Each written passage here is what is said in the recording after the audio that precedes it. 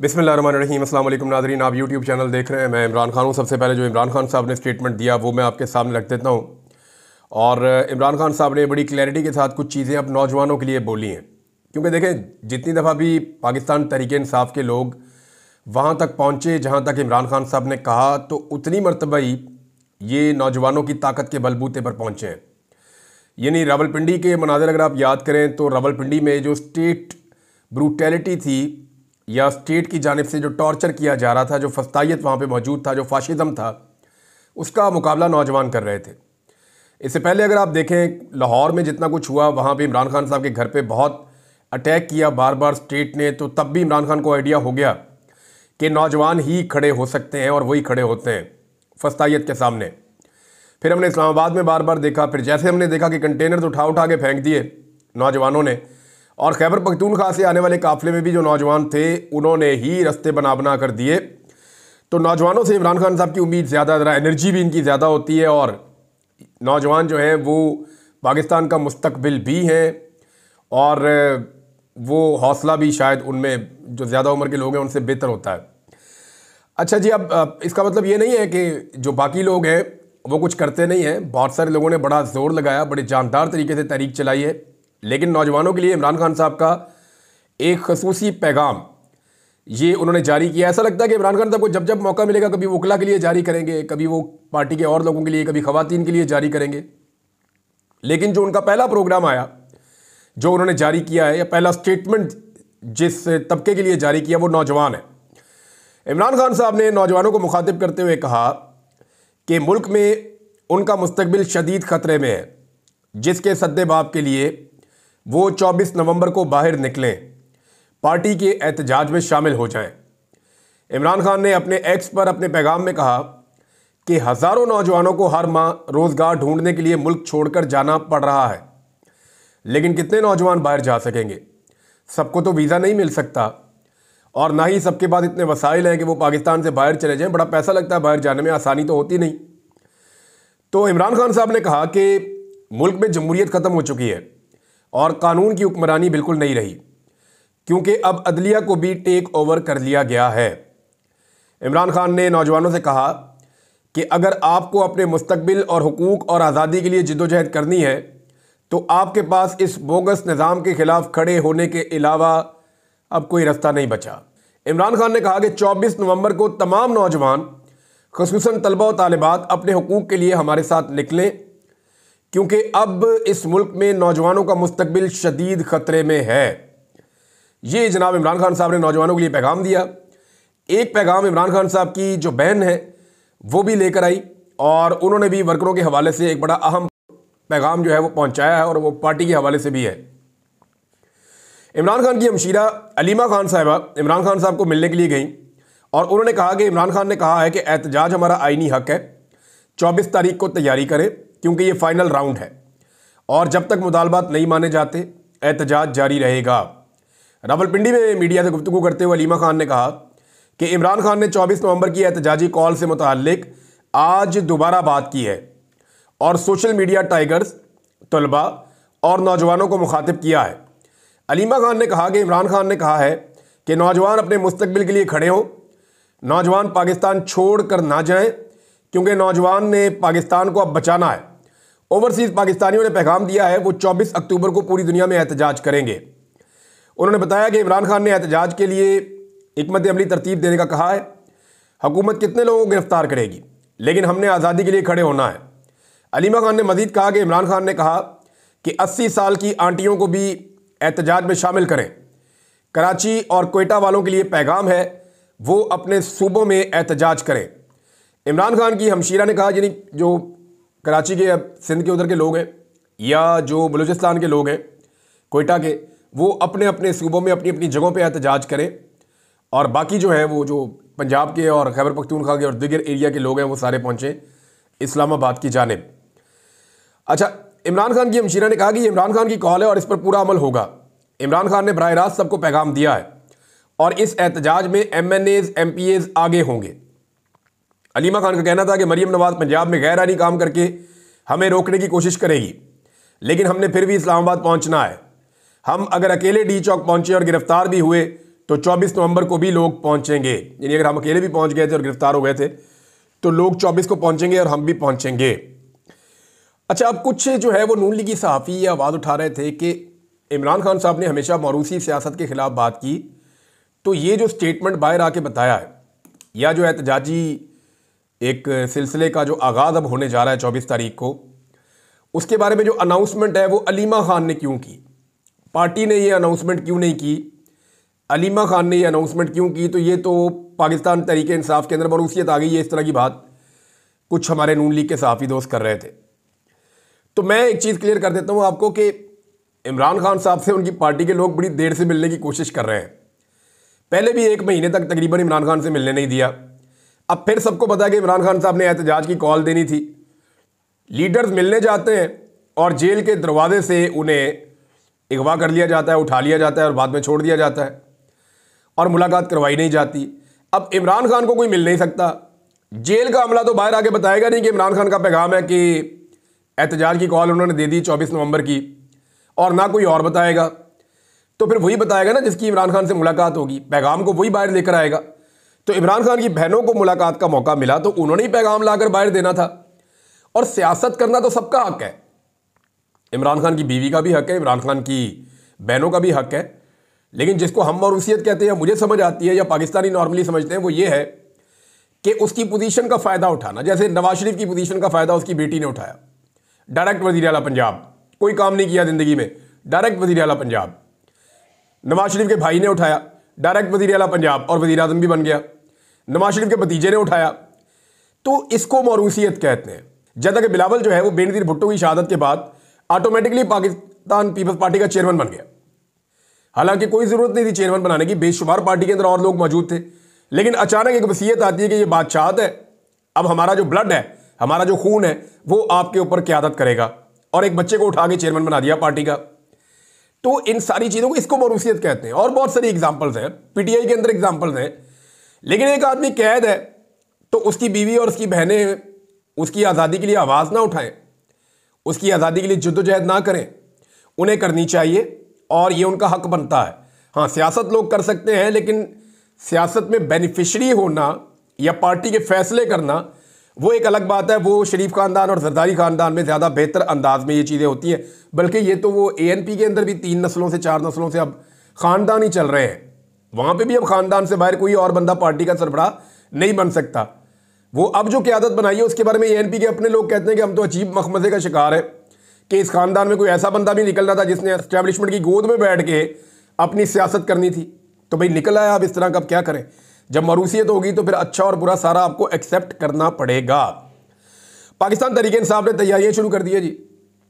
नौजवानों ने कॉन्फ्रेंसेस का आगाज़ किया है, यानी कन्वेंशन शुरू किए हैं नौजवानों ने।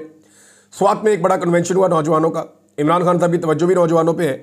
तो ये अब इकट्ठ आहिस्ता आहिस्ता होंगे मुख्तलिफ शहरों में और उसके बाद फिर ये लोग इस्लामाबाद की जानिब जाएंगे। खैबर पख्तूनख्वा में तो प्रॉब्लम नहीं है, पंजाब वालों के लिए बड़ा इशू है। और पंजाब वाले जो हैं वहाँ से कुछ MPs MNAs जा रहे हैं पेशावर में मुलाकात करने के लिए पार्टी की आदत से।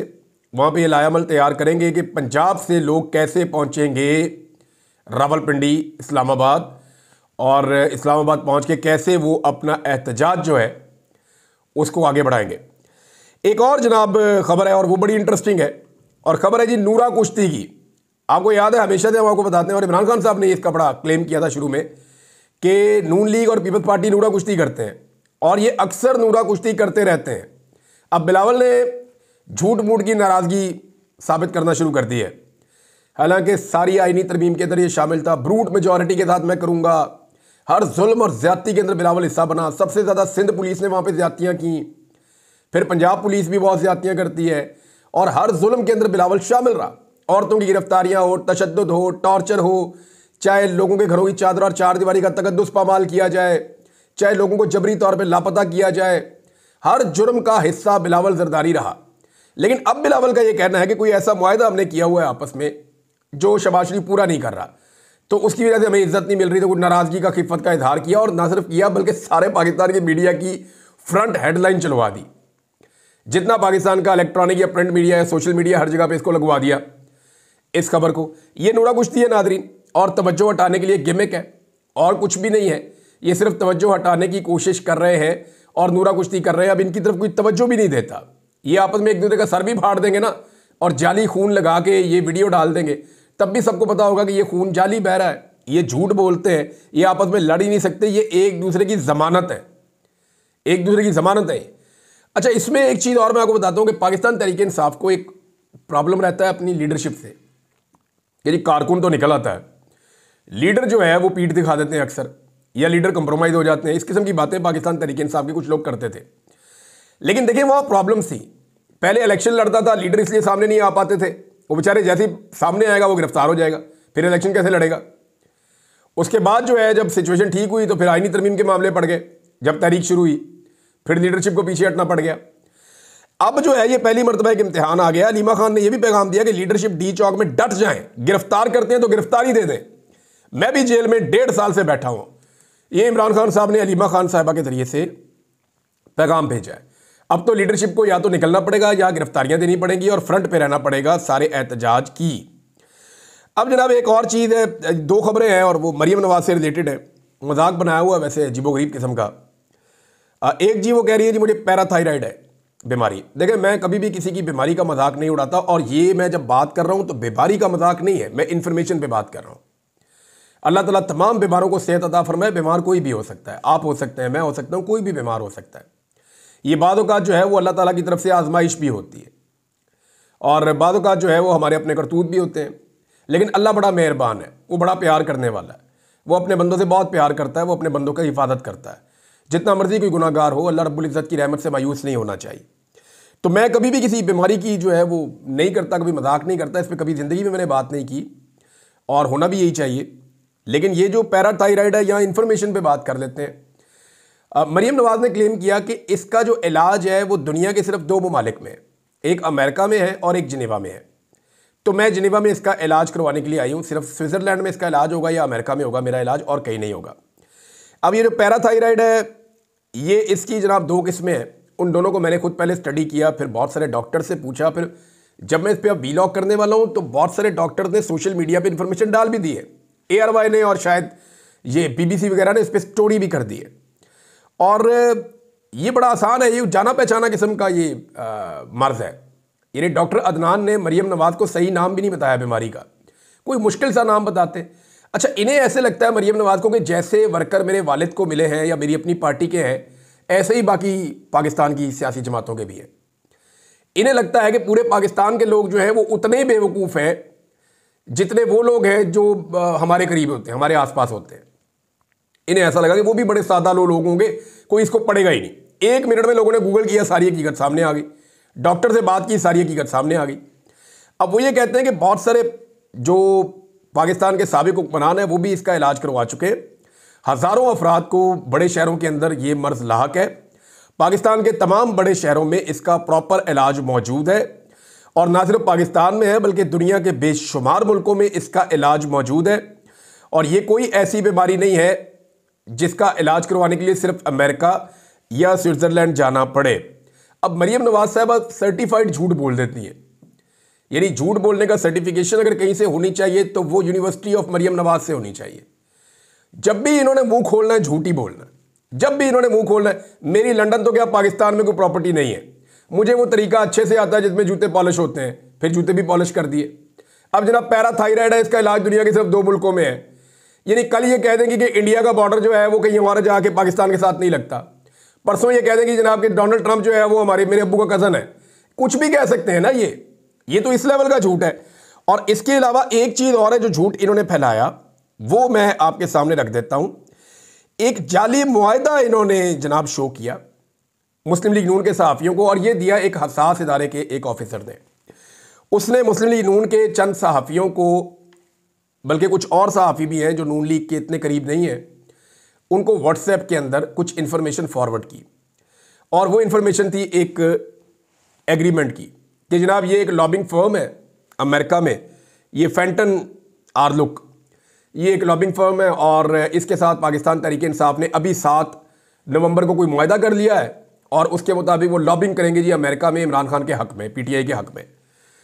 तो जनाब इसकी तहकीकात की हैं, इन लोगों से रब्ता भी किया, मैंने अमेरिका में रब्ता किया, सारी चीज़ें चेक की। नंबर 1, ये जो फेंटन आर्लुक है ये लॉबिंग फर्म ही नहीं है, ये लॉबिंग फर्म ही नहीं है। इसके जाके डॉक्यूमेंट आप चेक करवा लें, इंटरनेट के थ्रू करवा लें, वहाँ पे आप किसी रिपोर्टर को कह के करवा लें। ये लॉबिंग फर्म नहीं है, ये PR फर्म है, पब्लिक रिलेशंस के लिए ये काम करते हैं। अच्छा, नंबर 2, ये जो डॉक्यूमेंट है जो लगाया गया सहाफ़ियों की जानिब से, चंद सहाफ़ियों ने लगा भी दिया, चंद ने तहकीकात की, जिन्होंने तहकीकात की उन्होंने नहीं लगाया, और चंद बड़े नाम है सहाफ़ियों के अपनी तरफ से, बड़े तुर्रम खान सहाफ़ी बने हुए, उन्होंने लगा दिया पकड़ के, उन्होंने इसको लगा दिया और लगा के ताने देना शुरू कर दिया, देखो जी PTI जो है वो अब अमेरिका में लॉबिंग करवा रही है। तो मामला ये है कि ये लॉबिंग नहीं थी, ये PR फर्म थी, और ये मुआहदा हुआ था PR के लिए जब इमरान खान साहब के ऊपर पाकिस्तान में मीडिया पे बंदिश हो गई थी और मीडिया पे तकरीबन ब्लैकआउट हो रहा था। और ये टाइम था 2022 के आखिरी टाइम था, ये जुलाई अगस्त का टाइम था शायद। उस वक्त ये एक इनके बीच में एग्रीमेंट हुआ था म्यूचुअल, और इसके पैसे जो है वो ओवरसीज़ पाकिस्तानियों ने दिए थे और पाकिस्तान की गवर्नमेंट ने नहीं दिए थे, या कोई अवाम का पैसा नहीं था, ये ओवरसीज़ पाकिस्तानियों ने इसके पैसे उनके साथ को मुआहदा किया था। और इनके बड़े अच्छे ताल्लुकात भी हैं ज़ाती तौर पे, ये जो PR फर्म है इनके लोगों के पाकिस्तान तहरीक इंसाफ की क़यादत से। तो इन लोगों ने जो है वो PR ये की थी कि इंटरनेशनल मीडिया पे, क्योंकि लोकल मीडिया इमरान खान को नहीं दिखा रहा था, वहाँ बाइकआउट हो रहा था, तो इंटरनेशनल मीडिया के ऊपर इमरान खान की फ्रिक्वेंसी बढ़ाने के लिए इन्होंने इकदाम किए थे। तो बस ये हुआ था, इसके अलावा और क्या था। और इसकी डेट भी फोर्ज कर दी, इसके अंदर लॉबिंग का वर्ड भी डाल दिया, इसके फिगर भी आगे पीछे कर दिए, और झूठा डॉक्यूमेंट बना के, वो जिस तरह का कैलिब्री फॉन्ट के साथ नहीं बनाया हुआ था ट्रस्ट डीड मरियम नवाज ने, उस टाइप का एक डॉक्यूमेंट बना के सहाफ़ियों को दिया। और उन्होंने भी जनाब नारे लगा दिए सोशल मीडिया पर डाल के, कैसे ये झूठे और फ्रॉडिये हैं कि झूठ फैलाते हैं और झूठ फैलाने के लिए लोगों के कंधे भी इस्तेमाल करते हैं। अब जो इसके अंदर फोर्जरी की गई है, इसके ऊपर पाकिस्तान तहरीक इंसाफ अगर केस करना चाहे तो FIA में जाकर केस कर सकती है, अगर उन्हें तौफीक हो तो। हामिद खान साहब चले जाएं, जाके कहें जी ये फ़लाँ फ़लाँ सहाफ़ी हैं, हमारी जमात है पाकिस्तान तहरीक इंसाफ, या चले जाएं सलमान अकरम राजा साहब कि इन सहाफ़ियों ने हमारी जमात के ख़िलाफ़, एक पाकिस्तान की सबसे बड़ी जमात है, ये एक फोर्ज डॉक्यूमेंट के तहत ये प्रोपेगेंडा किया है, लिहाजा इनको अकाउंटेबल किया जाए। होना तो कुछ नहीं है, लेकिन कम से कम अकाउंटेबल तो करें ना, मामला तो आगे बढ़े। अब हमेशा तो इनकी हुकूमत रहनी नहीं है, तो जब नहीं रहेगी तो तब सबको अपने अपने गुनाहों का हिसाब देना पड़ेगा। मरियम नवाज ने एक स्टेटमेंट दिया, मैं उसके ऊपर सिर्फ बात करना चाहता हूँ। आखिर में उन्होंने कहा जी कि बड़ा दुख होता है जब बच्चे आपकी गाड़ियों के पीछे पीछे भागते हैं, हमारी नौजवान हमारी गाड़ियों के पीछे भागते हैं तो बड़ा दुख होता है। ये बच्चे आपकी गाड़ियों के नीचे आ जाएं, उस पर आपको दुख नहीं होता? तब आपका शौहर खड़ा होकर कह देता है कि ये हमारी कंपेन और हमारी जो इस मुहिम है, हमारी जो तहरीक है उसका शहीद है, इसको शहीद करार दे देते हैं जब बच्चे आपकी गाड़ी के नीचे आ जाते हैं। जब आपके वालिद गिरामी की गाड़ी का गरम गरम बोनट लोग अपने होंठों से चूमते हुए अपने होंठ जला बैठते हैं, तब आपको दुख नहीं होता?